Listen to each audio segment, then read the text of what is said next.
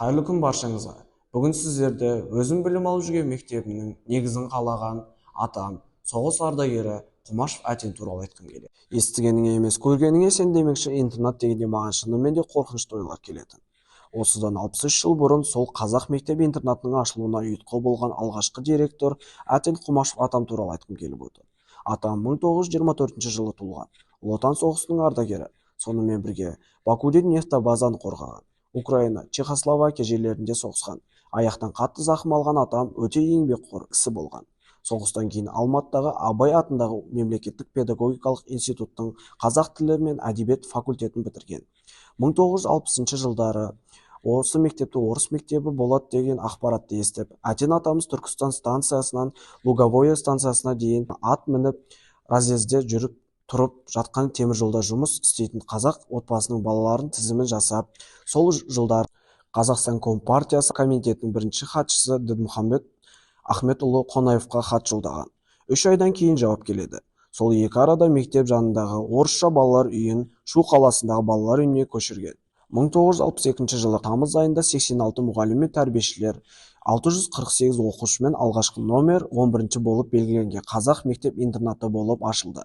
Құмашев Әтен бұл мекемеде жұмыс жасаған жылдарында темірдей тәртіп болған дейді. Мектептің материалдық техникалық базасы өте бай.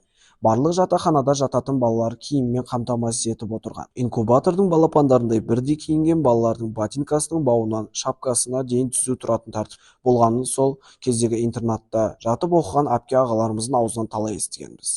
Негізінде темірдей тәртіптің алғашқы дәмін татқан интернаттықтар деп айтар едім. Бауыржан Момышұлы атамыз айтқандай, тәртіпке бағынған құл болмайды демекші, тәртіп болған жерде керісінше болашағымызға үлкен пайдасы тиетін азамат өседі.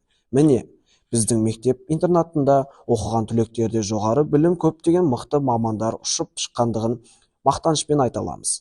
Қаншама академиктар, докторлар, профессорлар, мектеп басшылары, мұғалімдер, дәрігерлер, инженерлер, теміржолшылар жұмыс атқаруда.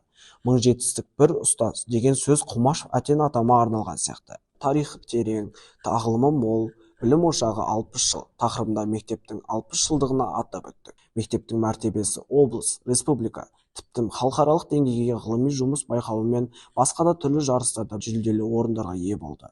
Оқушылардың туған жерін, отаны сүюге, өз оқыған мектебінің тарихын біліп, құрметтеп қастерлеуге, өз елін, тегінің тарихын білуге міндетті деп ойлаймын. Патриотизм ұлттық рухтың асқақ белгісі. Отанға деген сүйіспеншілігін сөзбен емес, іспен дәлелдей білген ата-бабаларымызды үлгі тұтуымыз керек.